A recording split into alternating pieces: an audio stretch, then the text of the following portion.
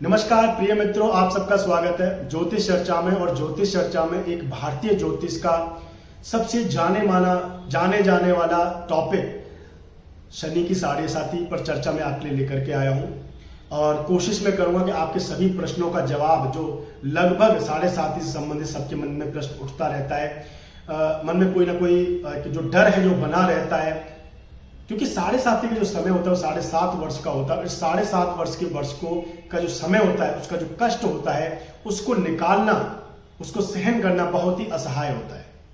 सबसे पहले तो ये जानते हैं कि साढ़े साती लगती कैसे है, और साढ़े साती जो होती है क्या सभी को नुकसान करती है?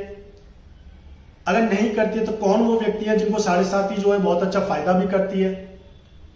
आपके ही सराउंडिंग्स में आप देखते हैं कि साढ़े साती में लोगों को तबाह करके रख दिया है, लेकिन वही साढ़े साती जो होती है व्यक्ति को कई बार नीचे से और कितना ऊपर उठा देती है, कितना मान सम्मान उसको देती है, उसके कैरियर में ऊंचाइयों के शिखरों पर वो पहुंच जाता है व्यक्ति। ऐसा कैसे होता है दोस्तों? सबसे पहले तो ये समझना जरूरी है कि साढ़े साती होती क्या है। तो अगर मैं आपको बताऊं, साढ़े साती जब आपका जन्म हुआ, जन्म के समय पर चंद्रमा जिस नक्षत्र में और जिस साइन में है, जिस राशि में आपका चंद्रमा है, उससे पीछे वाले साइन में जैसे ही ट्रांजिट होता है शनि का, तो आपको साढ़े साती लग जाती है। मान लीजिए उदाहरण के लिए आपका चंद्रमा अगर एरीज में यानी कि मेष राशि में चंद्रमा अगर आपका बैठा है, तो जैसे ही पाइसिस में यानी कि मीन राशि में जैसे ही शनि ट्रांजिट करेगा, शनि का गोचर जाएगा, वहां से उनको साढ़े साती लग जाएगी। 7.5 वर्ष की ये होती है। तो पहले 2.5 वर्ष जो पाइसिस में रहेगा, उसके अगले वर्ष जो रहेगा वो मेष राशि में एरीज में रहेगा 2.5 साल, और उसकी जो अंतिम 2.5 साल होंगे वो फिर टॉरस में यानी कि अपने मित्र की राशि जो उसकी शुक्र की बनती है उसमें रहेगा, वृषभ राशि में। यहां पर ये 7.5 वर्ष का जो समय होता है वो एक जैसा कभी नहीं रहता है। हर एक 2.5 वर्ष का जो समय होता है वो अलग होता है, उसके अपने अलग प्रभाव होते हैं। अब चाहे फिर वो नेगेटिव प्रभाव भी होंगे, तो पहले 2.5 वर्ष में कितने कैसे होंगे, लास्ट के में कैसे होंगे, बीच वाले 2.5 वर्ष में कैसे होंगे, इनका अपना फल होता है। उसमें भी जो एक 2.5 वर्ष होता है, एक पर्टिकुलर साइन में जब सैटर्न चलता है तो उसमें भी वो 1-2 बार वक्री होता है, और जब वक्री होता है तो मार्गी होता है, तो उस समय भी उसके फलों में परिवर्तित होता है। इसीलिए शनि की जो साढ़े साती होती है वो सबसे ज्यादा प्रभावशाली होती है, सबसे ज्यादा कष्टदायक होती है। ये कह सकते हैं कि सबसे ज्यादा टर्बुलेंस पैदा करने वाली होती है, क्योंकि उसमें मार्गी होता है, वक्री होता है। कई बार कष्ट जो होते हैं बहुत ज्यादा होते हैं, कई बार आपके काम बनने लगते हैं, फिर वही जो काम आपके नहीं बनने थे वो जो बनने लगे उनमें फिर से रुकावट आने लगती है। इन सबके जो पीछे का कारण है उसको जानने के लिए आज मैं आपके लिए एक बेहद जो चर्चा लेकर के आया हूं वो है, देखिए सबसे इंपॉर्टेंट तो यह है कि शनि होता क्या है। पहले शनि को समझने की कोशिश आप करिए कि जो शनि है वो आपसे चाहते क्या है, वो ग्रह जो है वो क्या ग्रह है, वो क्या एनर्जी है, क्या साइकोलॉजी है, वो मानसिकता क्या है, वो जो देवता है, वो जो देव है, वो आपसे चाहता क्या है, आपके कर्मों से क्या चाहता है। वो कर्म का वो प्लानेट है। जन्म कुंडली में आपके शनि की स्थिति ही ये बताएगी कि आपकी साढ़े साती कैसे रहने वाली है। अब शनि की स्थिति कैसी हो सकती है जन्म कुंडली में, इसके बहुत सारे अपने पैमाने हैं। शनि उस कुंडली के लिए कारक है कि नहीं है, कारक होने के बाद प्लेसमेंट उसकी कितनी अच्छी है, किसी अच्छे घर में वो जाकर के बैठा है कि नहीं बैठा है, कारक होने के बावजूद भी वो बुरे हाउस में चला गया, यानी कारकत्व ही उसका खत्म हो गया, और ज्यादा कष्ट देने वाला हो गया आपको। यहां पर अभी साढ़े साती की बात मैं नहीं कर रहा हूं कि साढ़े साती में क्या प्रभाव, अभी तो मैं आपको नेचुरल बता रहा हूं कि जन्म कुंडली में अगर शनि बैठा है आपकी जन्म कुंडली में तो उसका क्या फल है। और जब यहां पर फल आपको देखने को मिलेगा अच्छा या बुरा नटल चार्ट में, तो साढ़े साती में आप समझ जाएंगे कि वो साढ़े साती में और कितना कष्ट आपको देने वाला है या और कितना भला आपका करने वाला है। शनि की प्लेसमेंट जो होती है कुंडली में वही तय करती है कि आपके जीवन का जो कर्म है वो आप यानी जीवन में किस उद्देश्य के लिए आपका जन्म हुआ है। उसकी हाउस प्लेसमेंट और जिस हाउस में उसकी प्लेसमेंट है उसमें साइन का प्लेसमेंट यानी किस साइन में वो गया है, दोनों का कॉम्बिनेशन जो होता है वो ये बताता है कि आपका जन्म जो है वो किस लिए हुआ है। यानी कह सकते हैं कि आपका जो कर्म होगा इस जन्म में, इस इनकार्नेशन में, वो किस लिए आपका हुआ है। तो अगर शनि की स्थिति कुंडली में अच्छी नहीं है अब देखिए एक और चीज है, इस पर अगर मैं जाऊंगा तो बहुत लंबा वीडियो हो जाएगा कि शनि की प्लेसमेंट 12 हाउसेज में क्या है। इसके लिए बहुत जल्दी एक वीडियो आने वाली है जो मैं 10th हाउस के लॉर्ड की और 11th हाउस के लॉर्ड का जो प्लेसमेंट है 12 हाउसेज में वो कैसा फल करता है उसमें भी आप समझ जाएंगे। तो जन्म कुंडली में कैसी स्थिति आपके शनि की है यही निर्धारित करता है कि आपका 7.5 कैसा रहने वाला है और कैसा नहीं रहने वाला है। लेकिन शनि क्या चाहते हैं आपसे? शनि का मूलतः जो स्वभाव होता है, उसका जो प्राइमरी एक साइकोलॉजी आप कह लीजिए, उसका जो स्वभाव होता है वो है डिसिप्लिन, अनुशासन।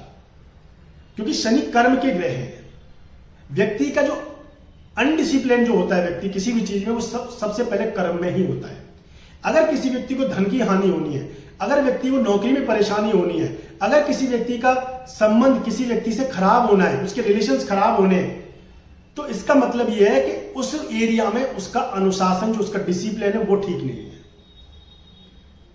अगर आपका अनुशासन ठीक है उस एरिया में, तो आप निश्चित मानिए कि वो एरिया आपका बहुत अच्छा होने वाला है। गाहे बजाय यानी कि ओवर द टाइम आपका बहुत अच्छा हो जाएगा। हालांकि जहां पर शनि की प्लेसमेंट होती है जन्म कुंडली में, उस स्थिति में व्यक्ति कितना भी अनुशासित हो जाए, उसके बावजूद भी व्यक्ति को कष्ट और परेशानी झेलनी पड़ती है। लेकिन उस अनुशासन को व्यक्ति अगर बनाए रखता है, उसमें वो परेशान नहीं होता है, उसमें वो जो परेशानी व्यक्ति जो झेलता है वो अगर उससे ज्यादा प्रभावित नहीं होता, इन्फ्लुएंस नहीं होता है, तो आप निश्चित मानिए कि व्यक्ति जो होता है उसमें फिर उसके जीवन में 4 चांद लग जाते हैं। जैसे कोई व्यक्ति का शनि मान लीजिए अगर 10वें घर में बैठा है, और 10वें घर में शनि क्या देगा? अगर आप ज्योतिष के विद्यार्थी अगर ज्योतिष को थोड़ा भी अगर समझते हैं, तो जैसा मैंने अभी अभी आपको बताया था, शनि अनुशासन चाहता है उस एरिया में, कर्म में अनुशासन। यानी कि आप अपने कर्म में लगे रहिए, जहां पर आप काम करते हैं उसमें आप लगे रहिए, ज्यादा जल्दबाजी ठीक नहीं है। और क्योंकि शनि का जो स्वभाव होता है वो होता है कि वो चाहते तो सब कुछ है आपको देना, लेकिन तब नहीं चाहते जब आप चाहते हैं उसको लेना। वो तब चाहेंगे जब वो देना आपको चाहेंगे, और वो कब देना चाहेंगे? जब आप उसके लायक बन जाएंगे।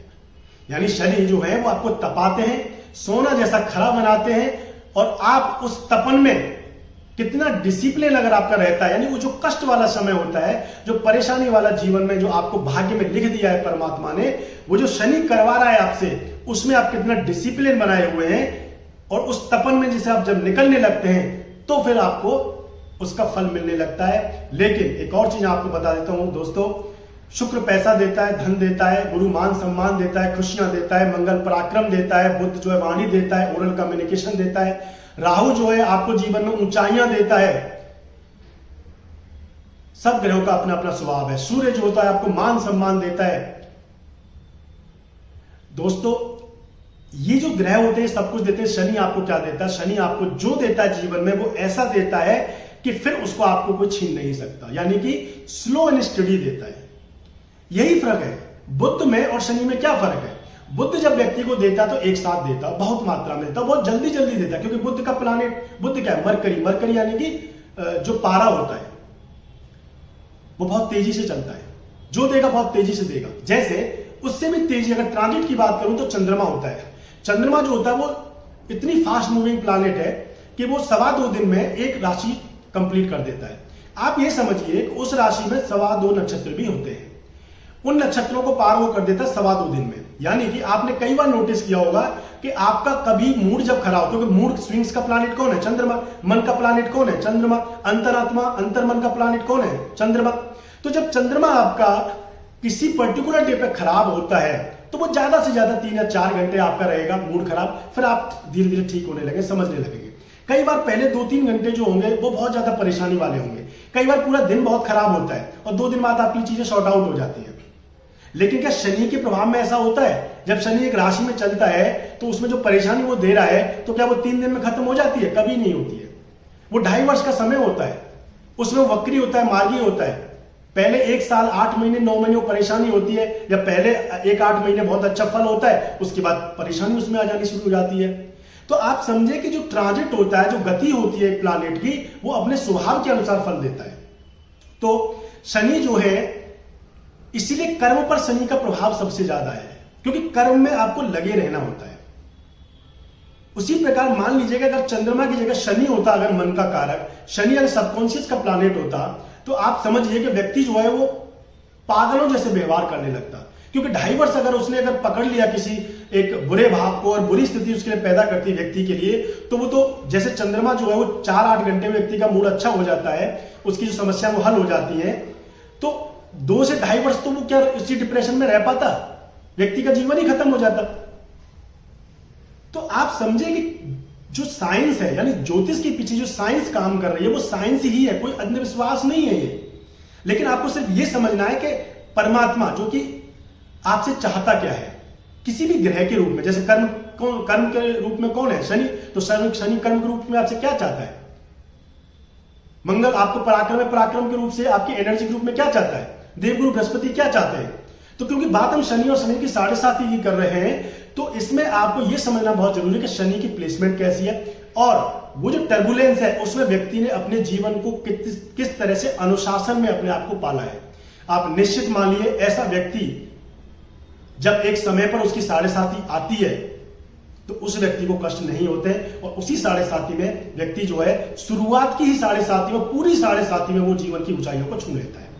एक और स्वभाव जो मूलतः आपने देखा है कि शनि का स्वभाव है कि जब वो 7.5 उतरती है, लास्ट फेज ऑफ द 7.5 होती है, हमेशा उस व्यक्ति को देके जाती है वो, कि कोई भी व्यक्ति इतना तो वो हो ही जाता है पहले 5.5 साल में, 5 साल में इतना तो वो तब ही जाता है कि वो उस प्रभाव को समझने लगता है, अपनी गलतियों को समझने लगता है, और व्यक्ति जो होता है वो लास्ट 2.5 वर्ष में इतना वो हो जाता है कि शनि जो है जो वो करना चाहता है जीवन में व्यक्ति, उसको वो जाते जाते उसको वो दे जाता है।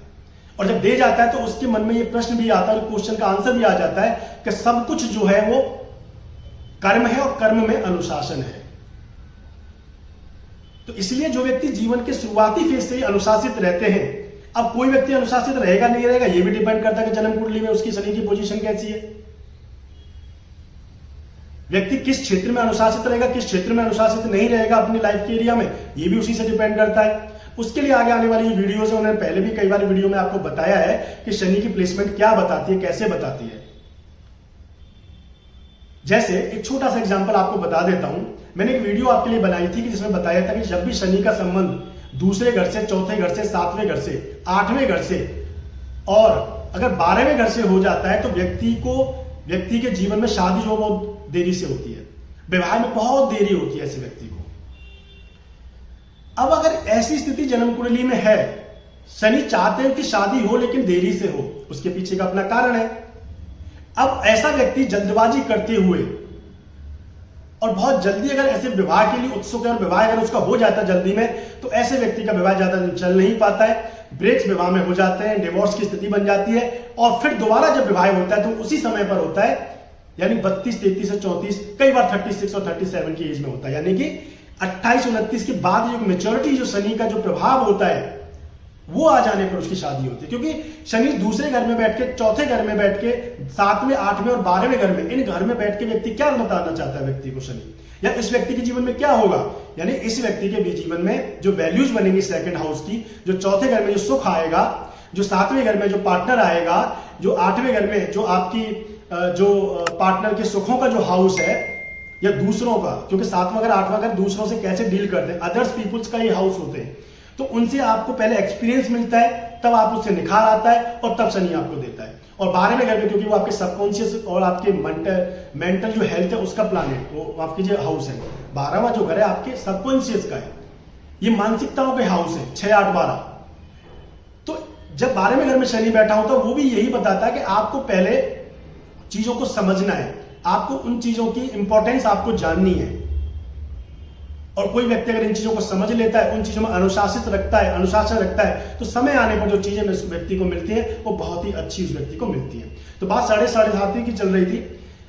7.5 में व्यक्तियों को उनको बहुत ज्यादा फायदा होता है जो व्यक्ति अनुशासित होते हैं पूरे समय में, और जो व्यक्ति शुरुआत से अनुशासित नहीं होते और 7.5 आने से पहले वो अपने जीवन में 1 कर्म करते हैं और उसके 2 या 4 फायदा मिलता है उसको, यानी कि थोड़ा एफर्ट करते हैं बहुत ज्यादा फायदा उसको मिलता है, तो आप निश्चित मानिए जब 7.5 आएगी उस व्यक्ति के लिए ब्रेक लगने वाला है, उसको वहां पर जो है बहुत ज्यादा परेशानी उसको होने वाली है। अब चूंकि 7.5 में ही कष्ट क्यों होता है, 7.5 में ऐसा क्या होता है जो परेशानी होती है, चंद्रमा क्योंकि हमारे मन का कारक है, चंद्रमा को 7.5 लगती है, व्यक्ति के मन को ऐसा कैप्चर शनिदेव कर लेते हैं आकर के, जैसे वो 12वें घर में आते हैं। अब 12वें घर में आने पे ऐसा क्यों होता है, ये भी अपने आप में एक कॉन्सेप्ट है।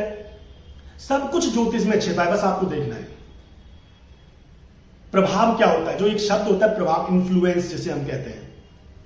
शनि अगर किसी कुंडली में किसी भी हाउस के या किसी भी प्लैनेट के 12वें घर में अगर आ जाए तो क्या होगा, कष्ट आएंगे उस व्यक्ति को। जैसे अगर लगन के 12वें घर में आ जाएगा तो क्या होगा, कष्ट आएंगे, क्योंकि 12वां जो घर है वो कष्टों का है, परेशानियों का, दुखों का है, बिना मतलब की चीजें, लीगल इलीगल प्रॉब्लम्स, ये सबों का जो हाउस है वो है।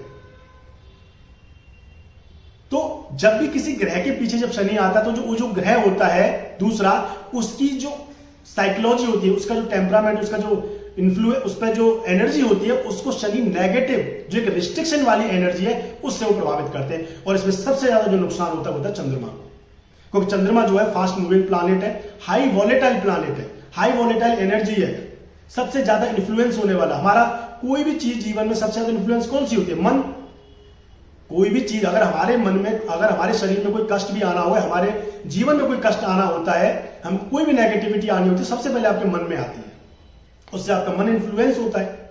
मन इन्फ्लुएंस होता है, आपकी बॉडी पे इफेक्ट आता है, आपके कार्यों पे आता है, आपके डे टू डे लाइफ पे इश्यूज आने लग जाते हैं। तो यहीं से इसकी शुरुआत हो जानी शुरू हो जाती है। व्यक्ति गलत डिसीजंस लेना शुरू कर देता है। जो व्यक्ति पहले से बहुत सारे व्यापार में इतना सफलता उसको मिल रही थी, अनुशासन नहीं था उसके व्यापार में, गलत तरह से चीजों को वो कर रहा था, वहां पर आकर के वो लगता है कि मैं तो बहुत अच्छा डिसीजन ले रहा हूं, और जब जैसे 7.5 उसको लगती है, जैसे ट्रांजिट आता है, और वहां पर उसका सारा जो व्यापार है वो खत्म हो जाता है, कष्ट उसको आना शुरू हो जाता है। तो क्या आपने देखा कि अनुशासन, ऐसे व्यक्ति हैं जिन्होंने 7.5 में जीवन के सबसे उच्चतम स्तर को पाया है, सबसे उच्चतम स्तर पर जीवन को पाया। क्यों? क्योंकि उनकी शनि की प्लेसमेंट जो है जिस हाउस में है, उस हाउस में इतना डिसिप्लिन उनका जीवन में रहा है। और एक और भी चीज है कि इंटेंशंस क्या है आपकी, जिस कर्म को आप कर रहे हैं वही अनुशासन का ही दूसरा पार्ट है, इंटेंशंस, कि अनुशासन कितना अच्छा है। तो 7.5 में एक चीज याद रखिए कि 7.5 में व्यक्ति को चल रहे अनुशासन रखिए, कोई ज्यादा 3-5 करने की कोशिश मत कीजिए, कोई बड़ा बिजनेस एस्टैब्लिश करने की कोशिश मत करिए। जिस बिजनेस में आप हैं, जिस नौकरी में आप, उसको चलते रहने दीजिए। और सबसे अच्छी बात है कि अगर आपको जीवन में कोई कष्ट ना आए, इसके लिए सबसे इंपॉर्टेंट यह है कि आप अपने जीवन में अनुशासित रहिए, खासकर उस एरिया में जिसमें शनि की प्लेसमेंट है।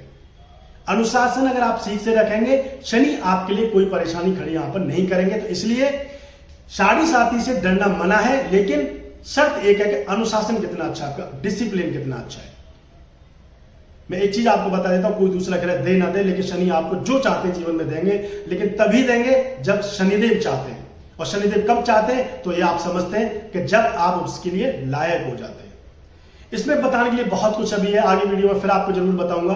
शनि की 7.5 जो कि इसमें डरने की कतई जरूरत नहीं है। हाँ, इसके अलावा एक रेमेडी आपको मैं बता देता हूं कि जो कि $1 मिलियन रेमेडी है। ज्यादा कुछ आपको नहीं करना है, एकमात्र हनुमान चालीसा का पाठ आप करते रहिए, क्योंकि शनिदेव की जो एनर्जी है, जिस तरह की उनकी जो इन्फ्लुएंस होता है, एकमात्र हनुमान जी हैं। हनुमान चालीसा है, और हनुमान जी जो मंगल की पूजा, हनुमान जी की जो पूजा है वही इंपॉर्टेंट है।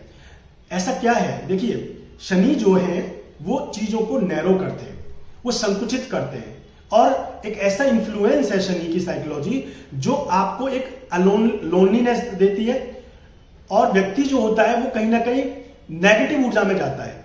और नेगेटिव को काउंटर करने के लिए पॉजिटिव ऊर्जा चाहिए, एनर्जी चाहिए, एनर्जी का फ्लो चाहिए, वो आता है मंगल से। और एनर्जी के सबसे बड़े जो बलशाली जो देवता हैं वो है हनुमान जी। हनुमान जी की पूजा करते रहिए। शनि के 7.5 में जो कष्ट है, कष्ट कभी खत्म नहीं होते किसी भी जन्म कुंडली के, उनका प्रभाव कम हो जाता है आपके किए हुए कर्म से, और उससे क्या होता है, आपका जीवन धीरे धीरे कटने लगता है, बुरा जो समय वो निकलने लगता है, अच्छे समय के लिए आप तैयार हो जाते हैं। और 7.5 में अनुशासन जो होता है आपको नहीं, जब 7.5 जाती है तो आपको जीवन में वो दे करके जाती है। सीखने से ही चीजें अच्छी होती हैं, और यही शनि का जो है मूल तत्व है। तो माफी चाहता हूं अगर वीडियो लंबा हुआ है, तो आशा करता हूं आपको कुछ ना कुछ सीखने को जरूर मिला होगा। ये चीजें आप खुद ही अच्छे से कर सकते हैं अपने जीवन को। 7.5 में कष्ट होगा, इसमें कोई दो राय नहीं है, लेकिन वो कष्ट जो है आपको बहुत कुछ दे करके जाएगा। अगर आप देने के बाद ही उस कष्ट को कष्ट समझते हैं, तो फिर आपको अपने सोच पर सोचने की जरूरत है। तो आज के लिए बस इतना ही। चैनल को सब्सक्राइब जरूर करिएगा इसी तरह की इंफॉर्मेशन के लिए जो कहीं ना कहीं आपके लिए अच्छी हो सकती है, आपके प्रश्नों का जवाब हो सकती है। वीडियो को लाइक करिए, दूसरों का भी अच्छा हो सकता है, उनके लिए भी उन्हें ऐसे ही प्रश्न उनके दिमाग में आते हो। वीडियो को लाइक करिए, शेयर करिए, लाइक जरूर करिए, क्योंकि जितना आप लाइक करेंगे उससे मुझे पता चलेगा कि आपको जो इन्फॉर्मेशन है, सूचना, वो कैसी आपको मिल रही है।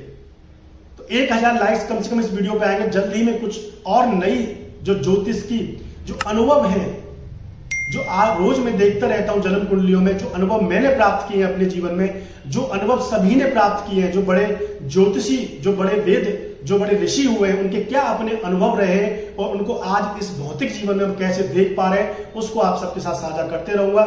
चैनल को सब्सक्राइब करिए, वीडियो को लाइक करिए। मिलते हैं अगली वीडियो में, तब तक के लिए नमस्कार।